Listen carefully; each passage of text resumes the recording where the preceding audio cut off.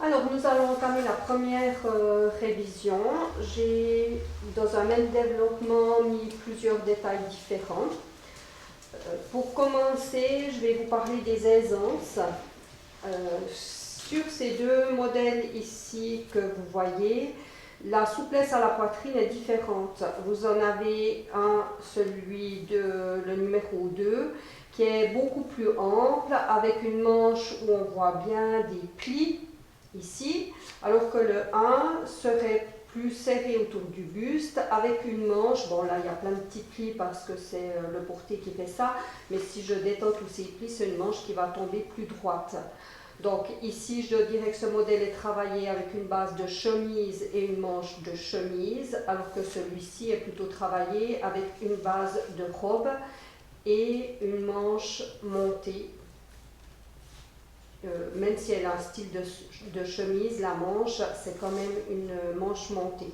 Donc avant tout développement, c'est vraiment savoir ce que vous voulez faire, quel style de vêtements vous voulez. Parce que plus vous aurez de l'aisance autour du buste, ou plus vous aurez une manche aussi avec de l'aisance. En fait, le tour de la manchure va définir la largeur de votre manche. Là, j'ai choisi de travailler mon développement sur une base de robe.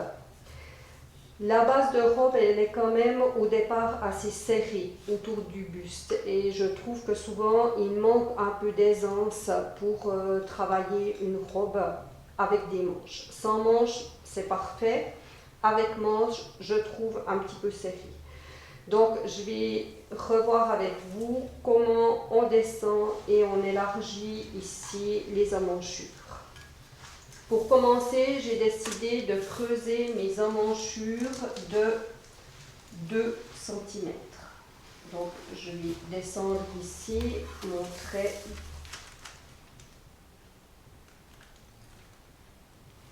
Voilà. De 2 cm.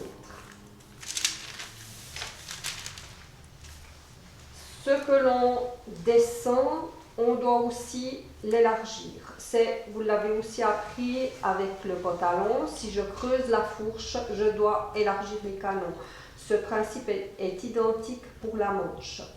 Si je descends de 2, je vais redonner la moitié de la valeur que je suis descendue ici. Donc 1 cm.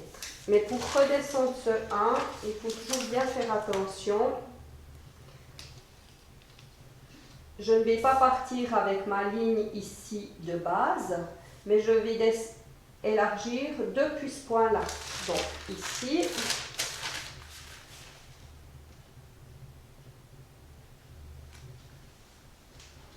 voilà. Je peux descendre droit et depuis ici, je vais redonner mon centimètre ici. Et puis, dessiner ici ma ligne de côté. Ah, elle est pas très bien. Voilà.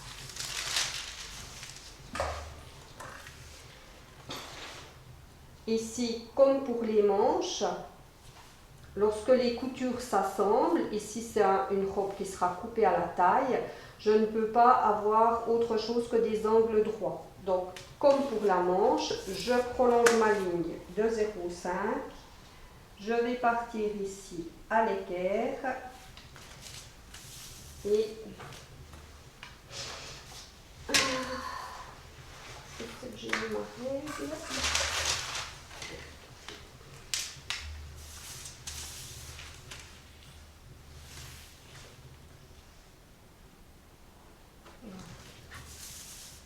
Et retrouver ici l'ancienne ligne. L'ancienne ligne de taille. Pour le haut, c'est le même principe. Je vais poser ma règle à l'équerre pour avoir ce départ ici droit.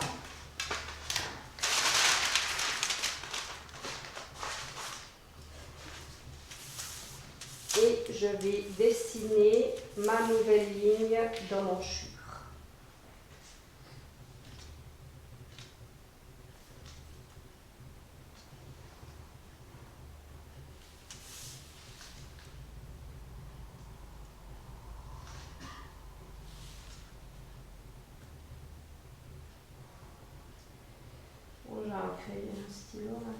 commence à être HS. Voilà. Comme j'élargis ici, je peux me permettre ici de redonner aussi un tout petit peu, mais jamais la valeur que j'ai élargie ici. Ça doit rester une ligne qui est assez ronde. Et là maintenant, je vais pouvoir mettre mon repère ici sur la ligne d'emmanchure à 10 cm.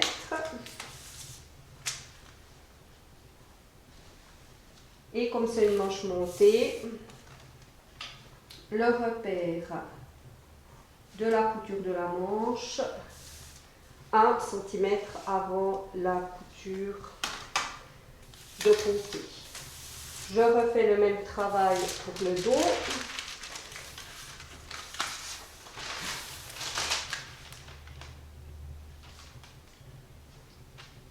Voilà. Je redonne 1 cm.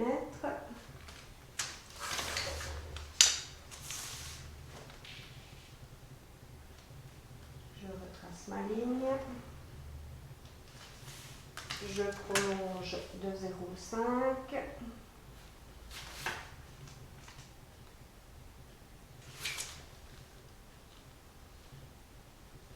Je pars angle droit.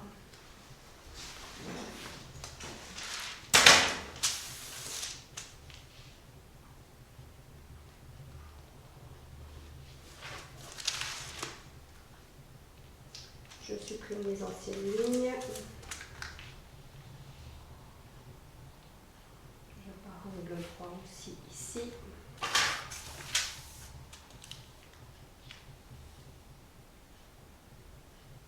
Ici, je ne modifie rien au niveau de la largeur à la carrure. Je peux garder l'ancienne ligne. Ou vous pouvez aussi, selon votre forme, un petit peu aussi redonner ici, mais moins que devant. Je mets mon repère à 10 cm du haut ici. Et là maintenant, je vais mesurer mon emmanchure. Donc pour le dos,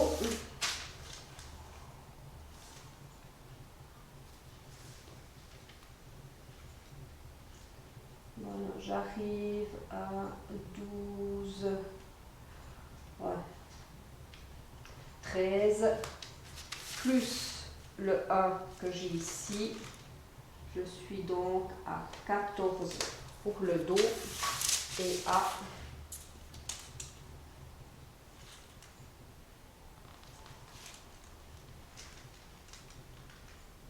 11,2 pour le devant, en partant d'ici juste là. Une fois que mes emmanchures sont finies, je vais pouvoir calculer ici la hauteur de tête de manche afin de pouvoir dessiner la manche. Alors, je mets mes lignes ici ensemble. Voilà. Je contrôle que ma ligne d'emmanchure ressemble à un œuf et puis pas un pied d'éléphant. Je pose ma règle avec les 2 points d'épaule. Je mesure la hauteur depuis environ la moitié ici entre les 2 espaces et j'arrive à 19 cm. Cette hauteur-là. 19. Pour ma tête de manche, je dois enlever 15,5%.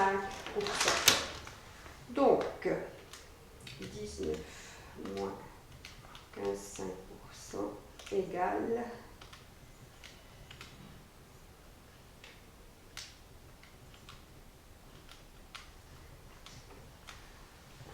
16 et des petites poussières. Il faut toujours aller plutôt en dessous qu'en dessus. Même si vous aviez eu 16,4, vous choisissez 16. La hauteur de tête de manche avec ce calcul de 15,5%, est quand même toujours calculé assez creux. Donc là, ma tête de manche, je vais la faire à 16 cm. Voilà, déjà ça, le corsage est prêt. Et maintenant, je vais passer à la manche.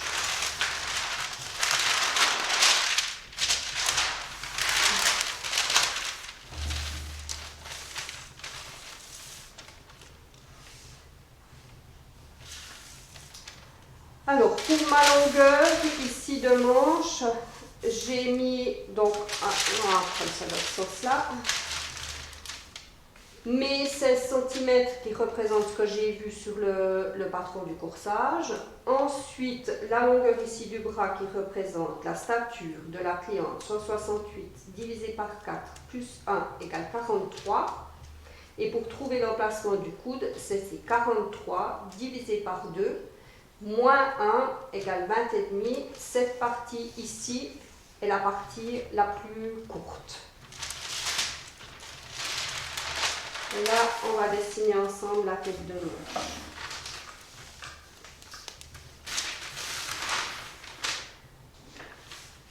« 33. La base, c'est 28 plus 4. Là, je rajoute un petit peu de largeur puisque à mon corsage, ici, j'ai aussi rajouté de la largeur. Alors, je ne rajoute pas les 2 cm, je ne rajoute que la moitié. 1 cm. Donc, ça me fait un cadre de 33. Ces 33, nous les divisons par 2. 16,5 et on décale de 2 et 2 contre le devant. Je vais débiter la construction.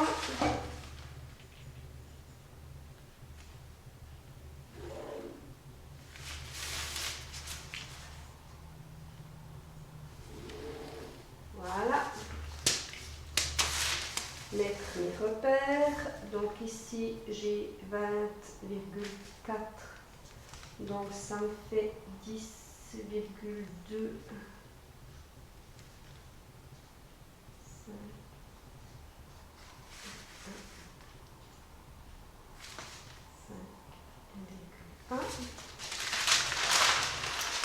Et puis pour la partie dos, j'ai 23, la moitié 11,5 plus 1. Donc ici je rajoute 1, 12,5 et je redivise par 2, 6,25 et ici 5,25.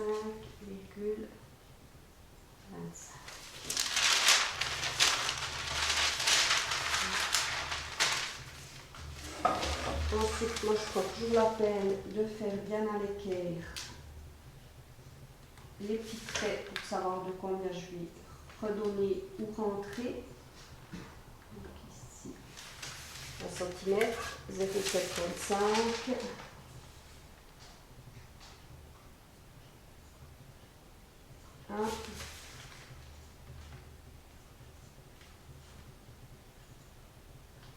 Et 1. Et là, je vais tracer ma ligne de construction de la manche. Arrondi de la règle.